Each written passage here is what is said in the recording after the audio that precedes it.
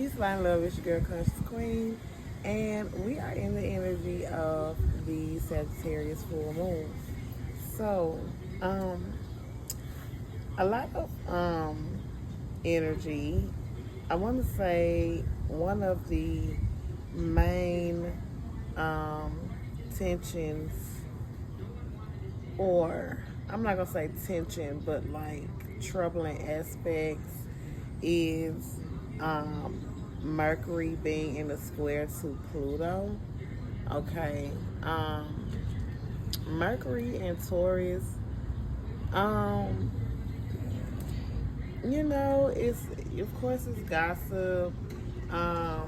It's communication or um, news about marriages, our relationships, our spiritual beliefs. Um, Food, money, other second house things such as, shoes, clothes, cars, things like that. But money is definitely going to be um, a part of this energy because it's in a square to Pluto. So I feel like, with this Mercury and Taurus and square to Pluto, there's a need of life insurance. A lot of unexpected deaths has been happening. Okay, Mercury and Taurus is connected to the Earth. We've already been seeing earthquakes and tornadoes. So, Mother Nature in itself is doing a lot. Um, it has a big play in connection to this energy. Um, can you get out my video choking, please? Okay. Um, but never. I can't help myself. I can't do nothing about it. And there's no damn video. And there's no damn video. I can't take. But anyway, so the sun is in a trine to Pluto. Okay, so this sun in Gemini, of course it's connected to gossip, it's connected to social media, it's connected to communication, our siblings, things like that. It's a very Page of Swords kind of energy. Like, people are watching and reading things and, reading what's trending and things like that. This sun in Gemini is in the trine to Pluto in Aquarius. And Pluto in Aquarius can be connected to people in power. It's connected to superstars. It's connected to organizations, networks, people that you're connected to. Okay, so this Mercury and Taurus is definitely in a square to this Pluto and Aquarius. Bless you. Which is people in power and people in authority.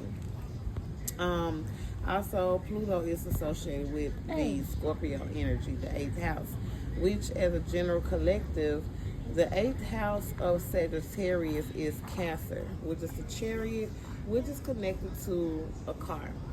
I also want to highlight the fact that I always associate Sagittarian energy with weapons, guns, knives, the military. Sagittarian energy is also connected to teachers. It's connected to colleges, scholarships, higher learning. Okay, we've been having a lot of graduations as well at this time. Also, legal trouble. Things legally could be coming up for a lot of people. Okay, legal issues. Okay, that could come up. So the sun has passed Venus conjunct to Uranus, and with the sun being in a trine to Pluto in Aquarius, Uranus is the highly activated energy at this time, and this Uranus is connected to Venus and Taurus. So this energy is also connected to Jupiter. So Venus, Jupiter, and Uranus is very powerful. Okay, this is connected to beauty, to love, because it's Venus. It's feminine. Also sweets, some people could be, thinking about weight gain and stuff like that. Bless you. But this energy is also connected to fertility and abundance as well. Okay, so with the sun being in connection to this energy, there is some clarity when it comes down to a father. Okay, there's also a highlight on people's spiritual beliefs and their philosophies.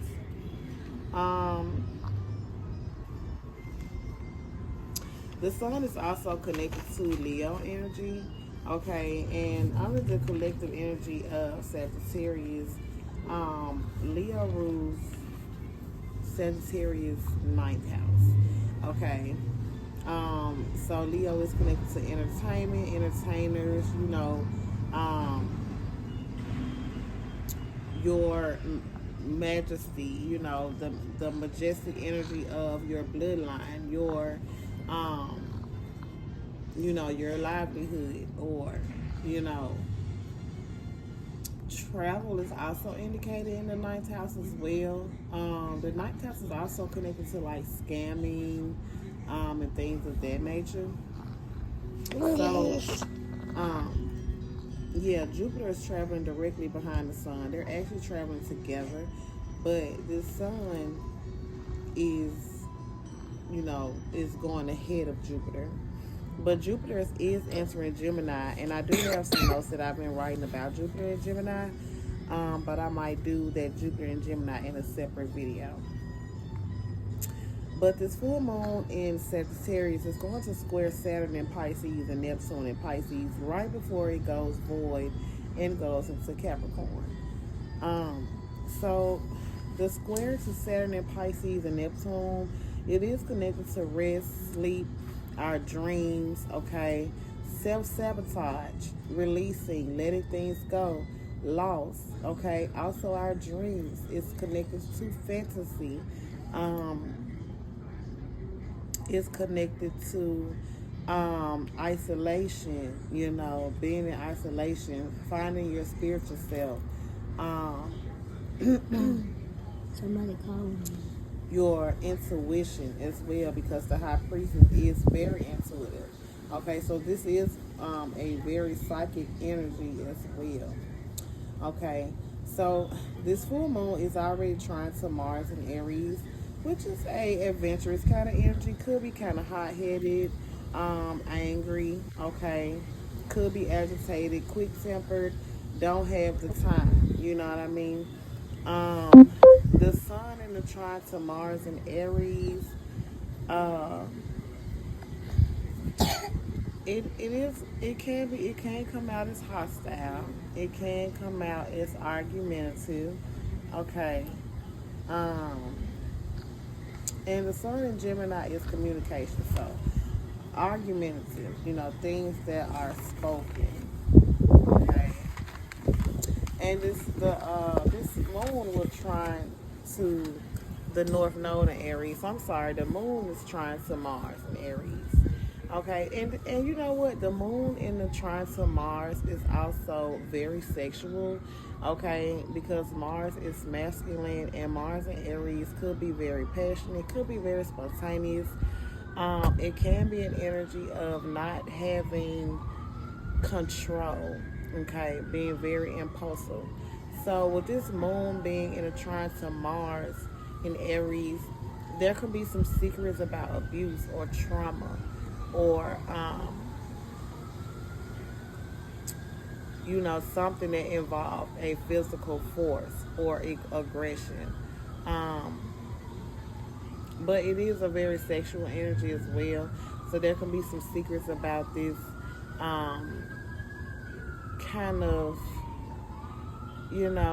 hot-headed, very quick nature. Sorry, these little gnats flying around got me the itchy. But of course, the sun in a trine, the moon in a trine to Mars and Aries could also be connected to an accident. So just be mindful of that. Also fires, because the moon is Sag in a trine to Mars and Aries is very fiery. Okay, so be mindful of fires at this time. Be very vigilant and watchful. Okay. Um, Mars and Aries could also be connected to a baby or children as well. All right. Especially with this energy being at 2 degrees of Sag. This is the energy of the beginning. This is the energy of this is a youthful kind of energy, an energy of learning, of exploring, and the need to grow into that. All right, so this full moon in Sag will also bring up energies connected to foreigners. Um, so it could be, you could be connecting to people of different nationalities, ethnicities, people with different belief systems and traditions. Okay, travel could also be indicated as well, and our means of travel, such as planes, ships, buses, etc. Some people could also be planning a trip at this time. So the moon is connected to the feminine, to the mother, and the emotions. It's also connected to the intuition, the secrets, and the fears. Um, the sun in Gemini could bring up something about the past or your siblings.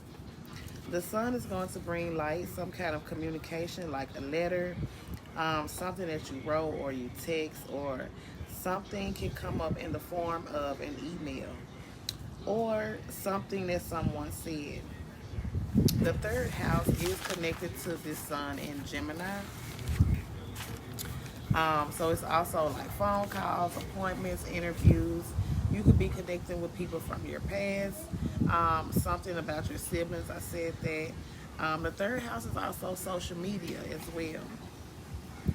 Mercury is in Taurus at the time of this full moon. So, as I stated earlier, Jupiter is also at the end degree of Taurus entering Gemini. So, all of the planets that is in Taurus is a activated energy at the time of this full moon. And we have Mercury in Taurus, we have Venus, we got Uranus, and we have Jupiter. So, um, the feminine is definitely connected to this energy. Love, harmony, marriage, commitment, relationships is definitely an energy of this full moon. And I also want to note the fact that the sun in Gemini is in a sextile to Mars and Aries. So I already said that this could be, like an argumentative kind of energy, an energy of wanting to fight. This could be an energy that's going on in your community, in your neighborhood, or it could be going on with your siblings. Okay. So, this full moon in Sag is also connected to your spiritual beliefs. But not only is it your spiritual beliefs, but it's also your spiritual practices.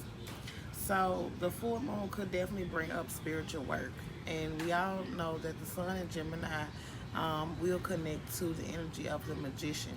So, it's about our manifestations, okay? So, that is what I have, and I'm going to go through the signs. And the signs that I've done thus far is Scorpio, Sag, Capricorn, Aquarius, Pisces, and I was working on Aries. So those are the energies. Those are the signs that I did a full moon report on so far. I did not get a chance to do Taurus, Gemini, Cancer, Leo, and Virgo, and Libra. So those 6 signs I didn't get a chance to get around to, but be sure to subscribe. Thank you for watching my video, and I will see you at the time of the next celestial interesting energy.